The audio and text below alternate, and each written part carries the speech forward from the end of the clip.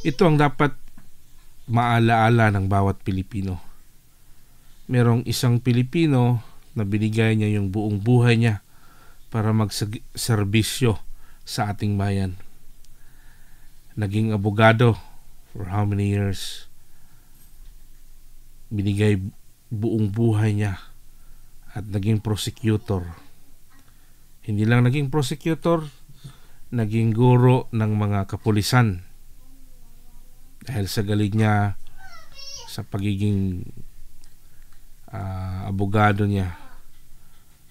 Hindi lang doon nagtapos, naging mayor for how many years? Sinerbisyuhan niya ang mga taong bayan sa Mindanao, pinakasentro ng Mindanao ang Davao.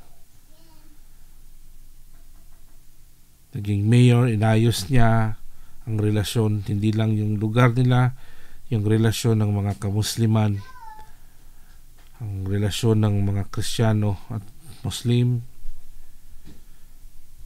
Umakyat sa bundok, kinausap ang mga rebelde, inayos niya para maging malinaw at matiwasay ang lugar ng Davao, ng Mindanao. Naging congressman. Hindi nagtapos doon. Talagang ilang beses ang dami niyang nagawa, mga kabutihan, pero hindi niya yan pinapakita. Nagpa-hostage para maisalba ang isang batang Pilipino sa kamay ng mga kriminal. Nilinis niya ang Davao at nawala, natakot ang mga kriminal at naging matino ang mga tao. Hindi lang dahil doon,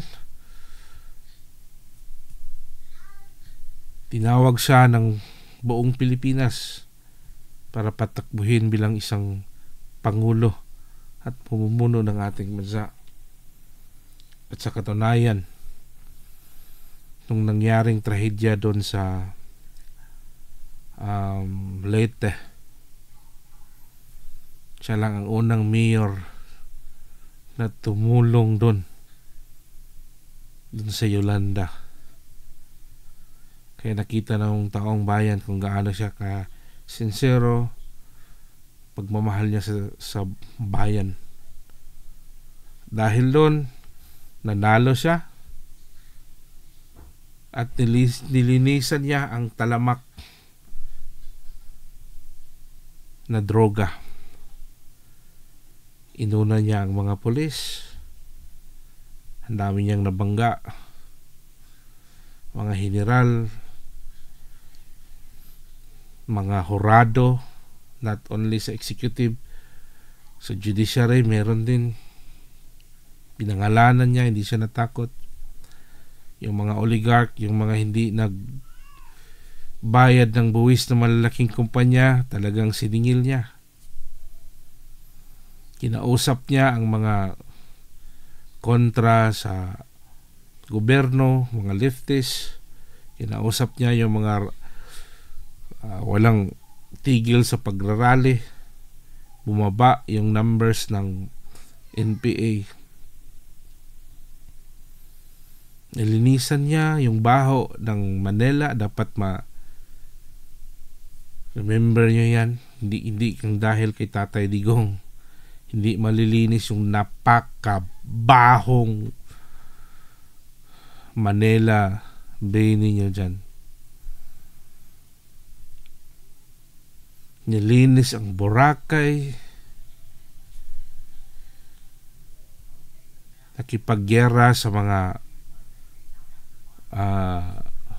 doon sa Marawi. Nagserbisyo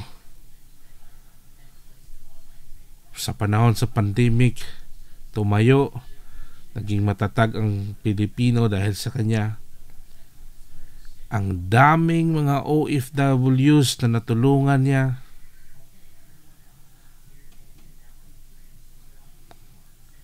Ang may mga kasong andun sa ibang bansa, kinuha niya, tinulungan niya. Pero ano ang nangyari? Hindi pa nga napatunayan na mayroon siyang sala. Pero anong nangyari? Binigay niyo sa mga banyaga. Kahit wala kayong insaktong pruweba, hindi nyo nga mapatunayan sa ligang batas natin. Dinala nyo pa ang isang Pilipinong napakaraming nagawa at walang isang Pilipinong nakagawa sa nagawa ni Rodrigo Roa Duterte. Magsabi kayo, sino ba yung Pilipinong maikumpara nyo sa nagawa ni Tatay Digong? Ang daming umiyak ng mga batang cancer patients na nasa Davao. Palagi niyang binibisita. Yung isang taong walang ginawa sa buhay kundi ipaglaban ang mga Pilipino. Maayos lang ang mga Pilipino. Pero ang ginawa, ano ang ginawa nyo?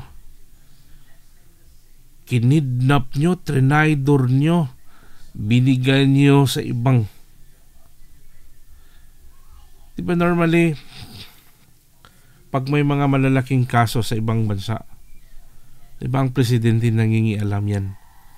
Kasi sakop niya yan, tao niya yan. Pero ang nangyari ngayon, wala.